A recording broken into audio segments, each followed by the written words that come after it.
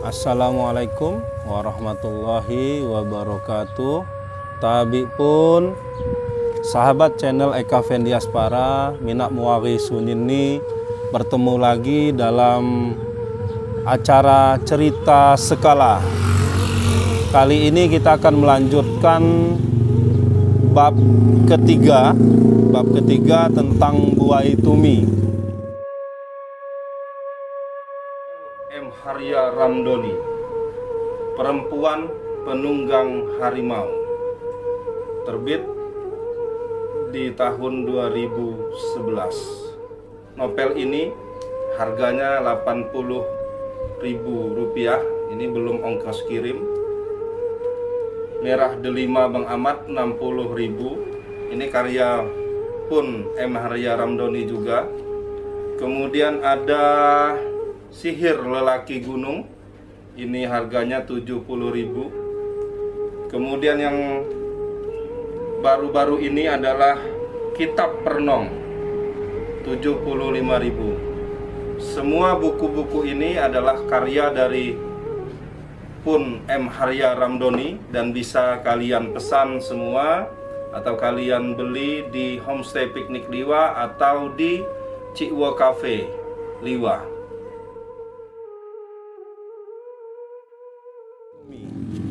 Untuk tidak berlama-lama, kita lanjut saja cerita tentang Buai Tumi yang part ketiga dari novel Perempuan Penunggang Harimau.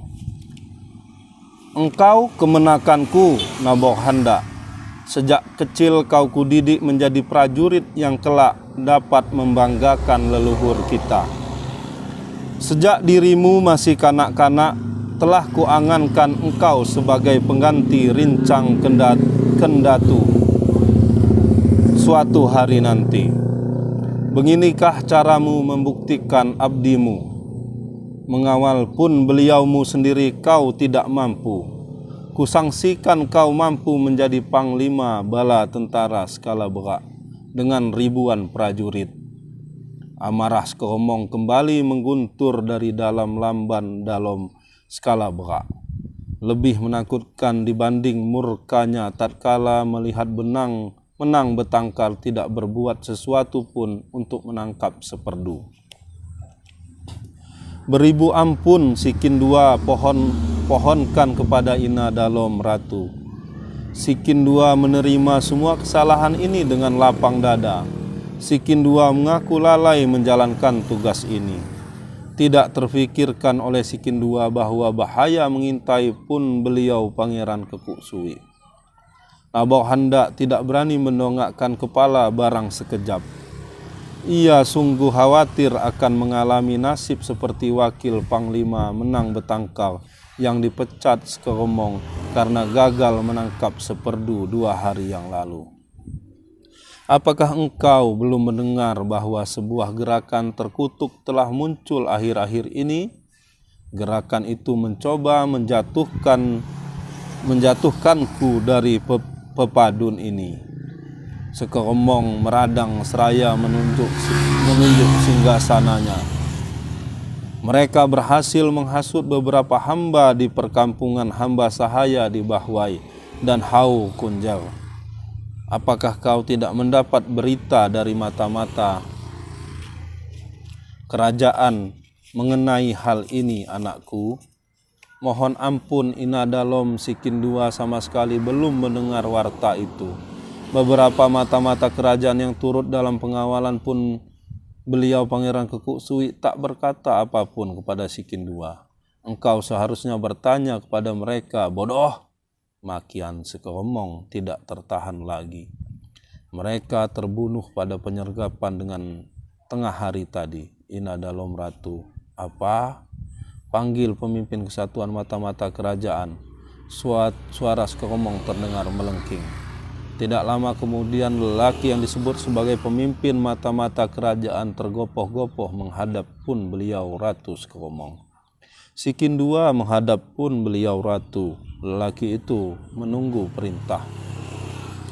Gemul halom penyergapan terhadap rombongan anakku adalah sebuah kesalahanmu. kau lalai memberi warta kemunculan para perusuh itu kepada Nabokanda yang memimpin pengawalan. Beberapa anak buahmu bahkan ikut terbunuh pada penggerapan itu. Lalu apa gunanya kesatuan mata-mata kerajaan didirikan? Sekomong menyumpah. Si Kindua terima apapun hukuman yang akan pun beliau ratu jatuhkan. Memang kesalahan si Kindua tidak layak dimaafkan, tetapi si Kindua mohon berilah kesempatan si Kindua memperbaiki kesalahan ini. Si Kindua berjanji apabila gagal dalam melaksanakan tugas selanjutnya, inilah leher si Kindua sebagai taruhannya. Suara Gemul Halom terdengar gemetar, menahan takut.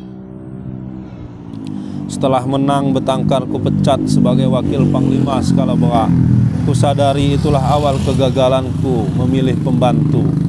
Aku terlalu tinggi menaksir kemampuan setiap orang dalam yang datang menjilat.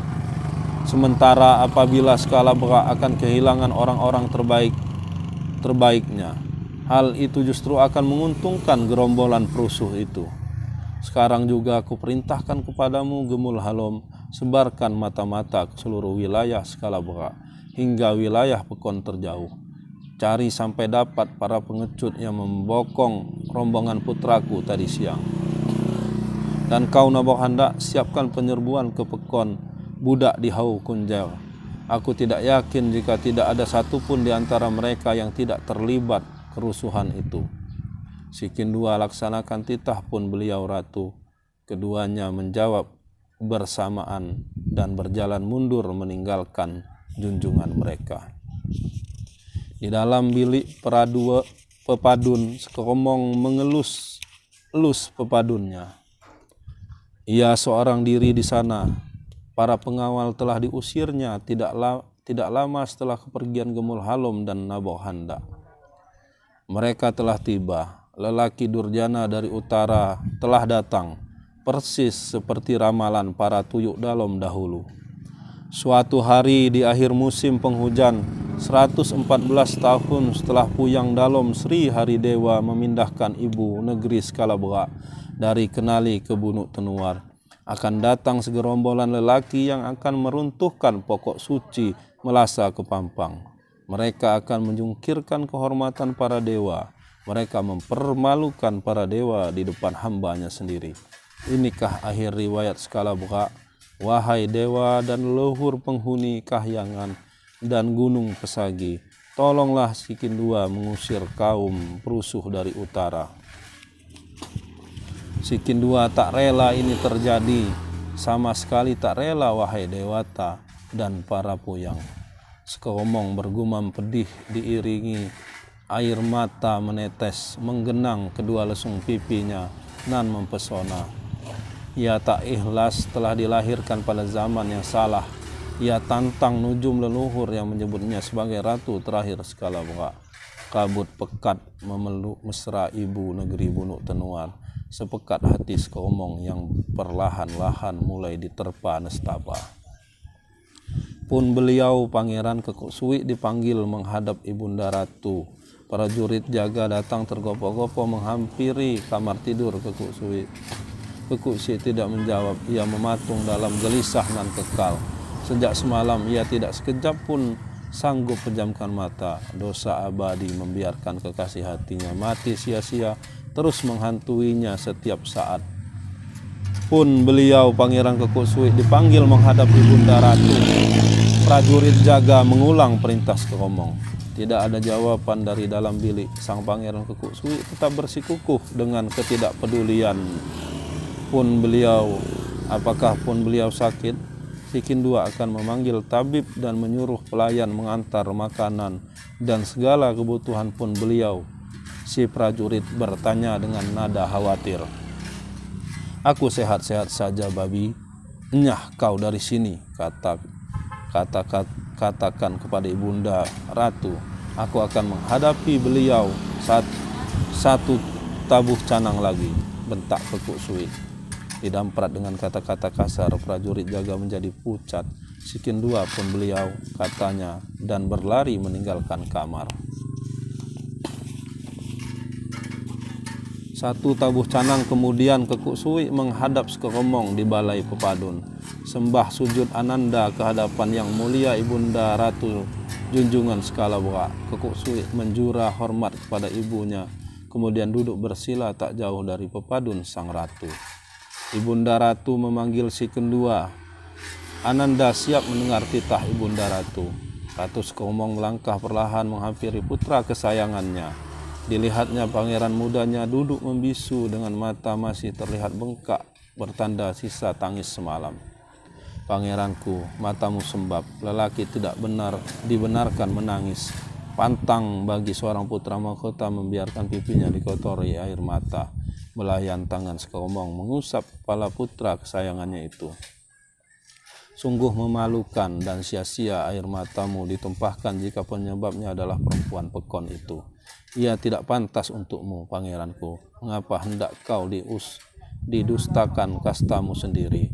Sekeromong bertanya lembut di samping pepadun harimau kesayangannya tertidur pulas. Seekor babi hutan baru saja disantapnya. Si Kindua tidak bermaksud mengkhianati Wangsa Skala Berak. Niat si Kindua mengawini Seperdu justru ingin membuktikan kepada semua orang bahwa kerajaan ini adalah milik semua kasta. Omong kosong apalagi ini, siapa yang meracunimu dengan pikiran sesat seperti itu? Kerajaan ini beserta seluruh kekayaan dan rakyatnya dibangun di atas darah dan keringat Wangsa Laula beserta anak cucunya. Tanah bumi kerajaan ini adalah milik Saibatin. Rakyat jelata hanyalah pelengkap kebesaran Skala Berak. Sekeromong menetap seraya membelakangi putranya. Ibunda Ratu salah. Uyang Laula tak berpesan seperti itu. Dalam salah satu naskah kuno, si Kindua membaca perihal titah beliau tentang kepemilikan tanah bumi Skala Berak beserta seluruh isinya. Uyang Laula mengatakan bahwa kerajaan ini adalah milik bersama antara Saibatin dan seluruh kasta. Oleh karena itu dibenarkan pula perkawinan antar kasta. Keinginan si Kindua mengawini Seperdu dibenarkan oleh masa lalu dan para puyang. Kekuk Suwi tidak kalah sengit. Mesti beberapa ratus kali kuingatkan kepadamu bahwa kisah yang kau baca dalam naskah purba itu sudah tak berlaku lagi. Puyang Dalom Rakian Sekehendak telah memansuhkan aturan itu sejak 800 tahun yang lalu. Naskah yang kau baca tinggallah sebuah tambol tua penghias pustaka kerajaan. Kalau kau ingin memaksakan diri kawin dengan gadis biasa, kupersilahkan engkau mencari gadis yang kau suka dari bekal terjauh. Tapi aku tidak kan tinggalkan diam dan terus menenggagalkan rencanamu itu. Apakah kau tega menyaksikan gadis-gadis tidak berdosa dikorbankan di atas batu kepampang? Lebih dari 24 purnama batu kepampang tak menerima persembahan leher, perjaka dan perawan. Hahaha. Tawa Sekeromong terdengar keji dan menerbangkan bulu roma. Kekuk Suwi bergidik saksikan kesadisan ibunya. Mengapa Ibunda Ratu akhir-akhir ini begitu kejam, pikirnya. Di dalam hatinya berkecamuk perasaan sedih, benci, dan marah kepada kerajaan ini. Segala bagai perasaan itu menyesakkan ulu hatinya. Semua itu menyadarkan Kekuk Suwi bahwa dirinya telah dikalahkan. Ia telah dan akan terus dileburkan untuk kesekian kalinya. Lupakan perempuan itu, Kekuk Suwi. Lupakan semua angan-anganmu untuk menyetarakan semua kasta. Kau telah dijodohkan dengan Kambang Melo. Terimalah itu sebagai kehendak dan anugerah para dewa untukmu, anakku, pungkas Sekeromong. Kekuk Suwi terperanjat dalam nganga. Ia tidak mengira mimpi buruk lainnya akan secepat ini menghampiri dirinya.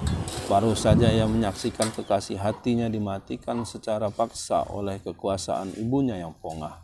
Kini mimpi buruknya yang tidak kalah menakutkan segera mewujud dalam hidupnya. Kekuk Suwi sungguh tak siap menghadapi semua itu. Si Kindua tidak mencintai Kambang Melo, Ibunda Ratu. si kedua menyayangi sebagaimana seorang kakak pada adiknya. Si kedua belum gila hendak mengawini sepupu sendiri. Apakah ini juga aturan para dewa? Ibunda Ratu, gugatan Kekok Suwi dibarengi emosi. Tangisnya juga meledak dan tidak lama kemudian telah dititahkan sejak masa puyang dari gerinung kita dahulu bahwa perkawinan antar sepupu dan keluarga Sebatin adalah keniscayaan yang mesti diterima. Itulah juga takdir hidupmu, Kekok Suwi. Tetak sekomong. Si kedua menolak dikawinkan dengan Kambang Melong. Si kedua menolak penindasan dan pemaksaan ini. Kekok Suwi berteriak tidak terkontrol. Tidak kuat melawan amarahnya sendiri, ia pun berlari meninggalkan ibunya. Ketahuilah Kekok Suwi bahwa kau tak mampu melawan takdir dewata yang telah digariskan atasmu. Dan Kambang Melong, perkawinan kalian berdua telah disiapkan pada hari 21 bulan ini. Suara sekomong samar-samar terdengar. Kekok Suwi mendengar dengan jelas titah ibunya. Hari ke-21 itu artinya 9 hari lagi ia akan dikawinkan dengan Kambang Melong. Ia paham dirinya telah dikalahkan dengan telak. Tak ada cara lain untuk melawan selain terus berlari, seolah hendak tepiskan kekalahan yang menyakitkan ini. Hari-hari pun cepat berganti hingga tiba detik-detik yang tak pernah dinanti oleh Kekok Suwi. Awal yang pahit bagi masa selanjutnya yang suram. Terima kasih teman-teman sudah mendengarkan cerita Perempuan Penunggang Harimau bab ketiga tentang suku Tumi part kedua, dan kita akan bertemu lagi di Senin depan di part ketiga masih tentang buaya Tumi. Terima kasih. Assalamualaikum warahmatullahi wabarakatuh. Tabiku. Jangan lupa subscribe YouTube Eka Pendi Aspara ya guys.